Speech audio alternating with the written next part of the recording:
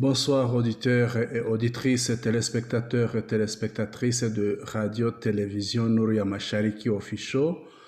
En ce samedi du 17 janvier 2026, au micro vous êtes avec Senham. Bienvenue. Burundi. Les réfugiés congolais se sont mutinés et ont tenté de rentrer chez eux. Un grand nombre de réfugiés congolais hébergés dans les camps de Busuma, dans la province de Buhumuza, à l'est du Burundi, se sont révoltés et ont tenté de rentrer en République démocratique du Congo. Au début du mois de décembre 2025, le Burundi a accueilli plus de 100 000 réfugiés ayant fui les combats qui se déroulaient dans la région de la plaine de la Ruzizi. Ils y ont rejoint d'autres réfugiés qui y vivaient déjà depuis longtemps. Les nouveaux arrivants ont été installés dans des camps temporaires proches de la frontière. Depuis plusieurs jours, ils suppliaient le gouvernement burundais de leur ouvrir le passage pour qu'ils puissent rentrer chez eux, car les conditions de vie ils sont extrêmement difficiles et de nombreuses personnes continuent d'y mourir. Le gouvernement burundais a ignoré leurs demandes et a commencé à les transférer vers les camps éloignés de la frontière, notamment celui de Busuma dans l'ancienne province de Ruyigi. Là encore, les conditions de vie se sont révélées très difficiles. Le Haut Commissariat des Nations Unies pour les réfugiés HCR a récemment annoncé que 53 réfugiés congolais étaient morts au Burundi. Parmi eux, 25 sont décédés du choléra, 6 d'anémie et d'autres à cause de problèmes liés à la malnutrition. Après avoir supplié en vain le gouvernement burundais et ses partenaires, de nombreux réfugiés congolais du camp de Busuma sont sortis du camp et ont entamé à pied leur retour vers leur pays. Les collines entourant Busuma sont actuellement remplies de réfugiés congolais marchant vers la République démocratique du Congo, certains portant leurs effets personnels, d'autres n'ayant rien avec eux. L'un des Congolais qui a filmé ces réfugiés en train de rentrer a déclaré « Ils ont laissé leurs affaires et courent. Ils disent qu'ils sont fatigués de la vie dans le camp. Ils rentrent chez eux. Nos gens marchent à pied. Nous ne savons pas s'ils ont réussi à dépasser les autorités burundaises. » Fin de citation. Un autre a ajouté, je cite, « Les gens manifestent, ici c'est dans le camp de Busuma. Ils réclament de la nourriture et un logement. » Fin de citation. Selon certaines informations, la police burundaise aurait intercepté des réfugiés congolais ayant quitté le camp. Le trajet était très long car Busuma est situé très loin de la frontière avec la République démocratique du Congo. Des violents affrontements opposent les combattants de l'AFC-MRDP Twirwaneho à la coalition gouvernementale de Kinshasa composée notamment des FARDC, des FDNB et des Wazalendo. Les combats ont été signalés au point zéro dans le territoire de Fizi, province du Sud Kivu.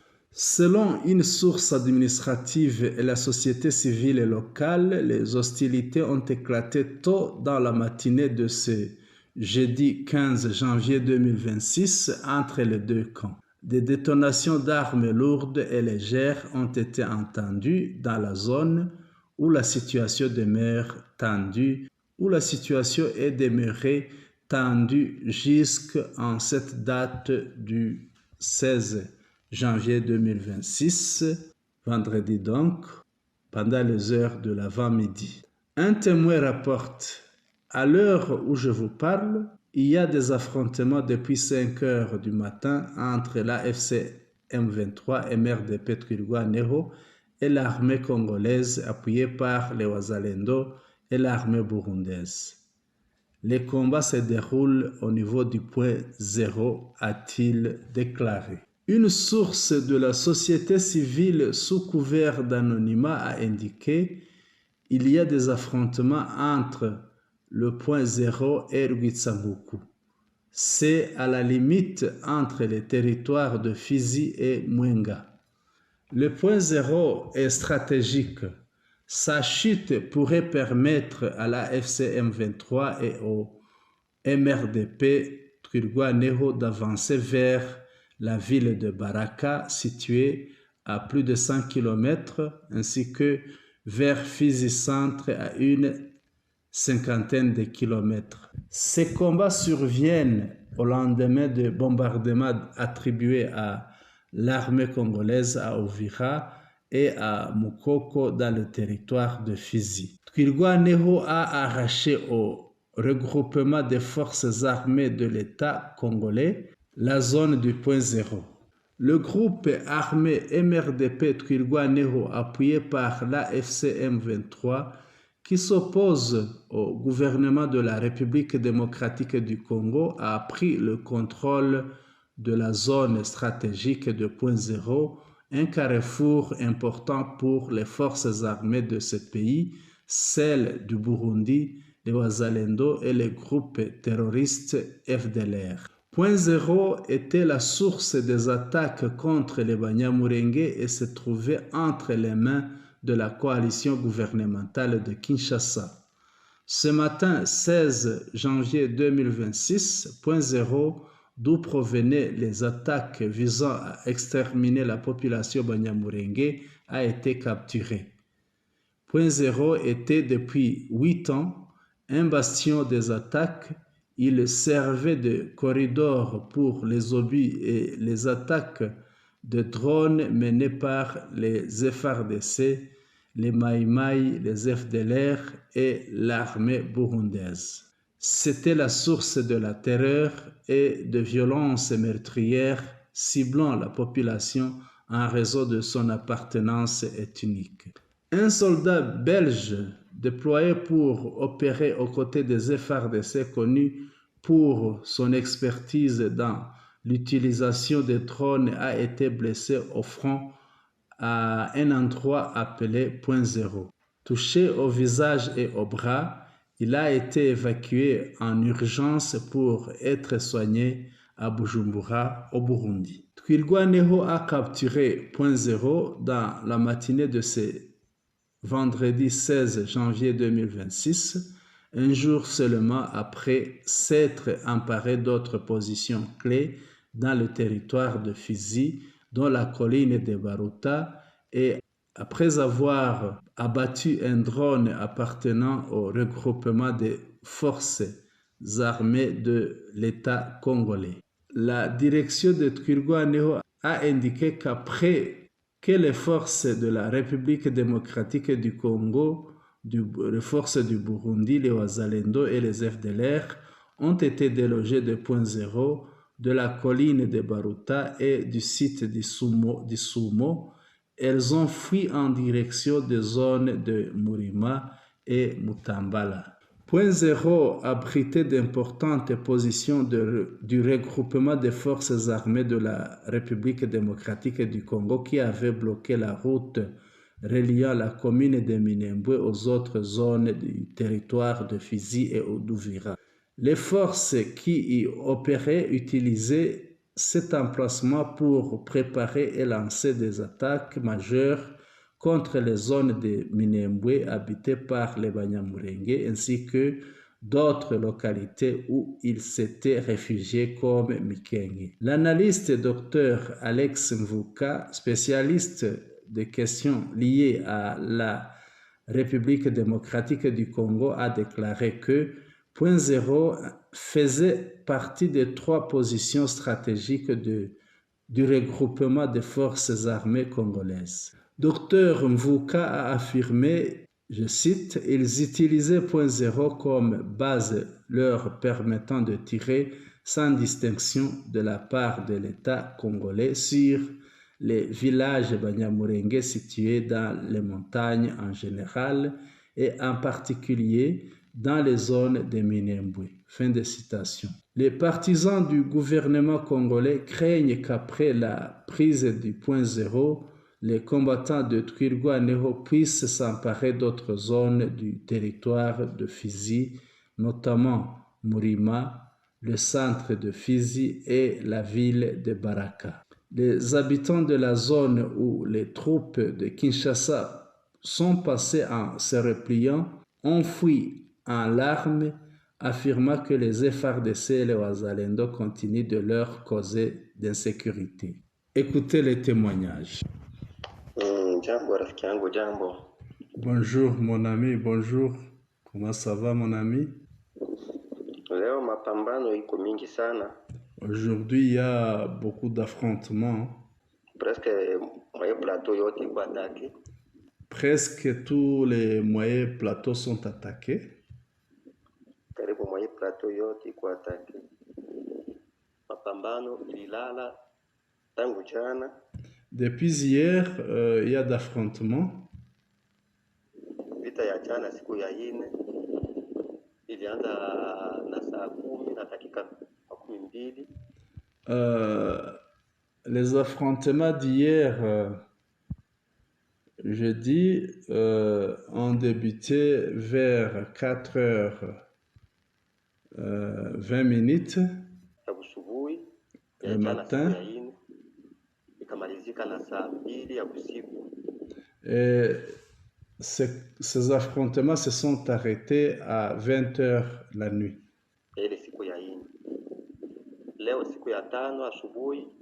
Aujourd'hui, vendredi matin, les affrontements ont commencé à 6h du matin.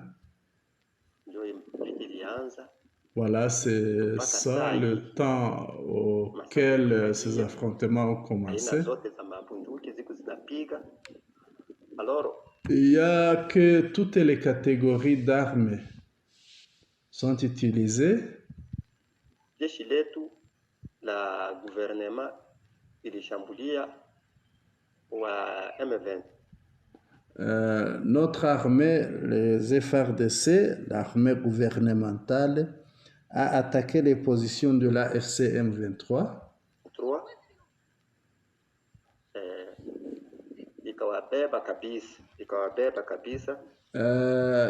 Les FARDC ont repoussé la FCM 23 donc.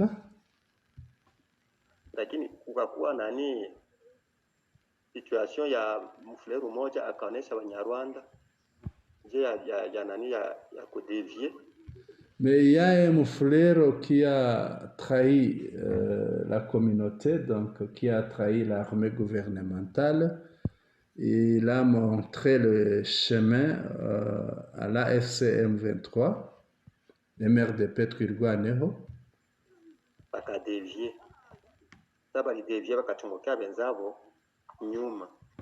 Alors, la FCM 23 et maire de Twirwaneho, quand ils ont reçu l'information de la part du traître, alors ils se sont camouflés et ils ont attaqué par derrière.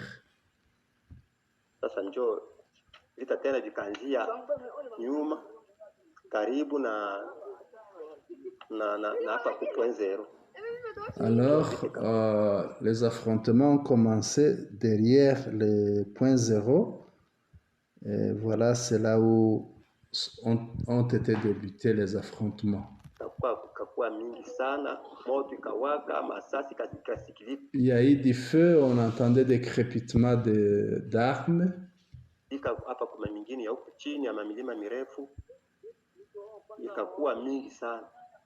Donc baliatake kwanza ma position za kule kwa mulima FARDC na Bazalendo. Les FARDC sont descendus vers chez Murima. Bazalendo bakatake milima ya ma position ya FARDC na Bazalendo ya pale nani Abala na Lushuku. Alors la FCM 23 et maire de Twirwaneho a attaqué les positions des FRDC qui se situent à Rusuku na Bwale et Bwale. ya Mkoko. Donc nianze kuanza kilima cha Nambukuma. Mkoko ni yule ya Bala na Rusuku. Ainsi que Rukoko à haut de Rusuku. Wakatakia ku point zero. Donc masasi inalia fasi yote Ils ont attaqué au point zéro. Il n'y a que le crépitement des balles était intense.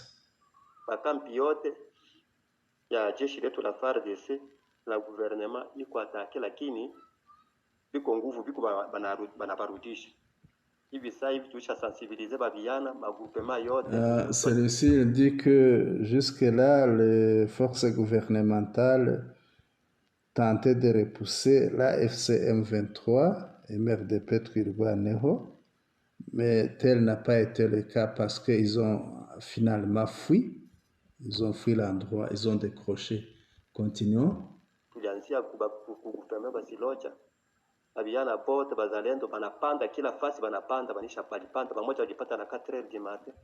Il faut que tous les wazalendo montent. Ils sont montés. Il y en a qui sont montés vers 4h du matin. Na hivi mimi niko na Kiele konana na chef de village hapa na Kiele mu groupement ya Balala Nord. Je vais me voir maintenant même avec les chefs d'ici à Kiele, groupement Barara. Voilà son témoignage. Suivons un autre.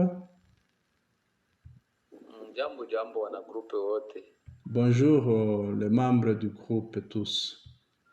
Sisi tumeshukuru Mungu sababu tumeona mchana mwema, lakini mchana wa masikitiko kwa sababu ya hali ya mwingine. Voilà, nous avons bien passé la journée, mais on a un problème parce que pendant la journée, c'était une journée de soucis. Na axe yetu ya route Mwenga, précisément mon groupement ya Basiloja. On a connu des problèmes dans notre groupement Basiloja, route Mwenga centre. Nako kisha panda, tushamaliza kuprepare, kisha panda, tushamaliza kuprepare hivi bote banapanda.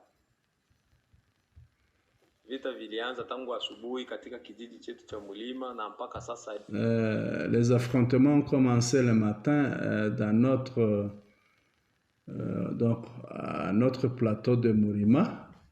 Hivi vinaendelea kule Yulu na njia ya Nyaru. Jusqu'à présent, les affrontements continuent aux environs de Rukoko. Ruinga, wale ambao wanafahamia Mulima. Ruinga, ceux-là qui connaissent Mulima. Sana wanaelewa zile njia. Na mamida ya sai sasa kenye kinaleta hofu sana kwa wakaaji. Ce qui fait peur à la population ici alors pour le moment ni tatizo la wajeshi ambao walitoka point zero waliokuja wanakimbia. C'est le problème des militaires qui ont fui le point zéro, qui sont venus en courant.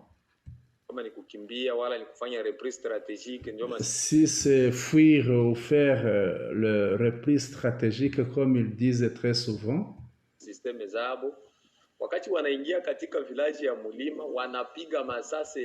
quand ils sont entrés dans le village de Murima, ils ont tiré des balles de façon intense. À l'heure où je vous parle, les gens sont terrés sous les lits.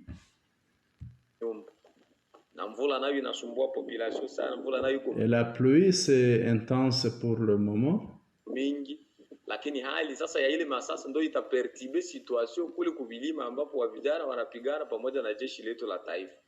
Mais les coups de balle, c'est ce qui va empirer la situation, surtout quand nos jeunes qui sont dans les hauts plateaux vont entendre ça. C'est là qu'ils se battent contre la FCM 23 et MRDP Twirwaneho. Voilà, c'était ça le témoignage concernant le problème les environs du point zéro. La prise de la zone de point zéro par l'AFC M23 et MRDP Twirwaneho leur apporte quel avantage stratégique? C'est la question que l'on peut se poser. Cette zone de point zéro ouvre à l'AFC M23 et MRDP Twirwaneho la voie vers Baraka, Mukangi, Mukunji, Kananda, ainsi que vers Fizi, les chefs-lieux du territoire. Fizi toujours, le général Ayemba Jamari de Wazalendo a été inhumé en date du 14 janvier 2026 au centre de Fizi. C'est après qu'il a trouvé la mort dans les affrontements contre l'AFC M23 et MRDP Twirwaneho. Ce général était chargé des opérations de la force navale sur le lac Tanganyika et il est décédé lorsque leur embarcation de guerre a été touchée par les tirs de l'AFC M23 et MRDP Twirwaneho sur le lac Tanganyika. La cérémonie d'inhumation a été dirigée par le général Yakutumba, qui a déclaré que Tshisekedi avait envoyé de l'argent pour organiser dignement les funérailles du défunt général Anyembe Jean-Marie. Il a ajouté que les forces qu'il dirige allaient lancer de grandes offensives à Minembwe et à Uvira jusqu'à ce qu'elles parviennent, selon ses propos, à chasser les Tutsis Banyamulenge jusqu'au Rwanda. Fin de citation. Donc c'est Yakutumba qui a dit ça. Il a affirmé qu'ils ne laisseront pas se produire une quelconque balkanisation. Écoutez comment le général Amuri Yakutumba l'a dit. Général Anyemba Jamari. Le général Anyemba Jamari, c'était un monument et puis nous venons l'enterrer ici.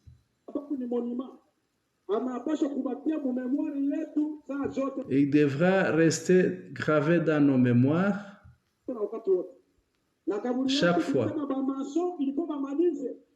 Et sa tombe, il faut que les maçons terminent à bien construire ça. Ça ne restera pas inachevé. Ils doivent terminer ça aujourd'hui même. Vous avez apporté des carreaux. Il faut qu'on finisse avec. Les maçons sont ici. Ils doivent faire ça et terminer ça aujourd'hui même.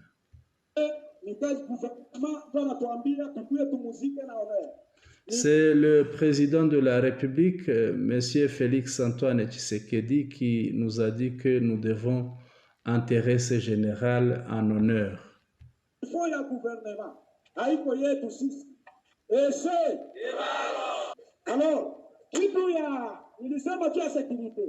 Alors, on peut parler sur la sécurité. Concernant la sécurité, nous allons vous dire ceci, mes frères. Ici, en territoire de Fizi, disons-nous la vérité. Le territoire de Fizi ne pourra pas devenir une poubelle où chacun raisonne comme il veut, il dort, et il s'élève, il raisonne, il fait ce qu'il veut.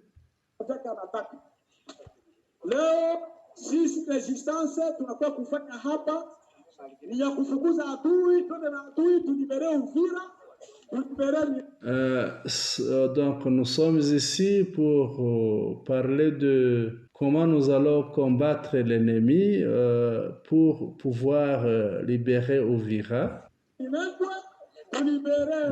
libérer Minembwe, libérer Bukavu et ailleurs. Voilà, c'est le général Amuri Yakutumba qui disait cela. Continuons avec notre bulletin d'information. Dialogue politique en République démocratique du Congo. Le mouvement Sauvons la République démocratique du Congo recommande à Kinshasa de vider le processus de Doha si l'initiative vise le rétablissement de la paix dans l'Est. Le mouvement Sauvons la République démocratique du Congo de Joseph Kabila affirme avoir été consulté à 2 reprises par les hautes autorités de l'Angola concernant l'éventuelle organisation d'un dialogue politique en République démocratique du Congo.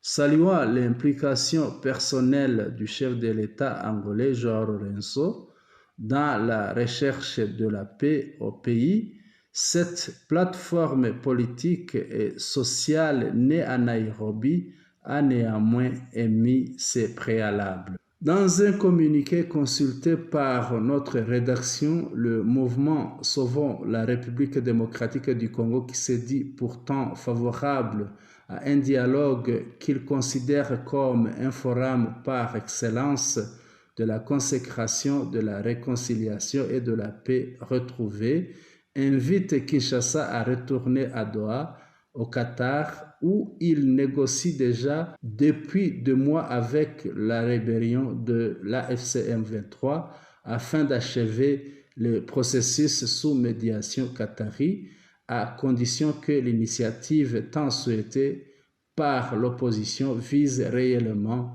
le rétablissement de la paix dans l'Est de la République démocratique du Congo. Les autres aspects de la crise, notamment militaire et relatifs au cessez-le-feu, pourraient venir ensuite.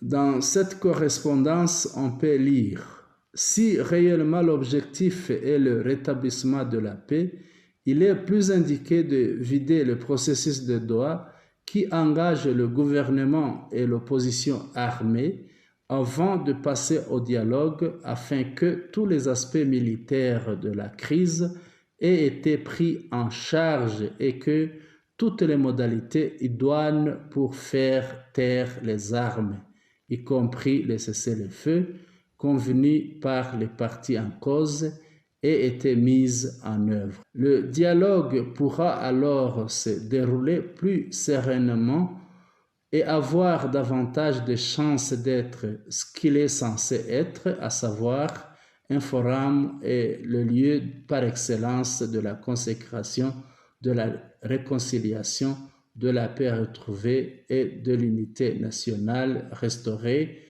et d'un consensus sur les conditions du mieux vivre ensemble, peut-on lire. En outre, la plateforme de l'ancien chef de l'État estime que le changement des médiateurs consacre l'instabilité de la vision. Elle préconise plutôt la sincérité, la bonne foi des partis ainsi que leur constance dans le respect des engagements qu'elle considère comme des éléments clés sur lesquels repose le succès de tout le dialogue. Cependant, Sauvons la République démocratique du Congo fustige l'instabilité de la parole d'État, les ambiguïtés stratégiques, les contradictions quant au choix des options pour la résolution de la crise, l'instrumentalisation des processus politiques et la manipulation de ceux-ci, afin de faire triompher sa cause et non celle du pays, qui ont fini par enlever toute fiabilité aux discours et engagements pris par le président Tshisekedi et son régime, tant à l'intérieur qu'à l'extérieur du pays. Dans le cadre de ce grand événement en préparation visant à résoudre les problèmes sécuritaires dans l'Est de la République démocratique du Congo, le président angolais a également consulté mercredi les leaders religieux du pays, dont les évêques de la Senko et des pasteurs de l'ECC. Cette rencontre, initiée par l'actuel président en exercice de l'Union africaine, intervient quelques jours après 2 déplacements en moins d'une semaine du président congolais Félix-Antoine Tshisekedi à Luanda pour la consultation avec son homologue angolais. Par ailleurs, ces échanges se déroulent dans un contexte où les négociations sur les 6 protocoles destinés à compléter les 2 premiers de l'accord cadre entre le gouvernement congolais et l'AFC M23 demeurent au point mort selon les sources proches du dossier. Le processus de Doha qui avait abouti en novembre dernier à la signature de cet accord entre les 2 parties semble bloqué.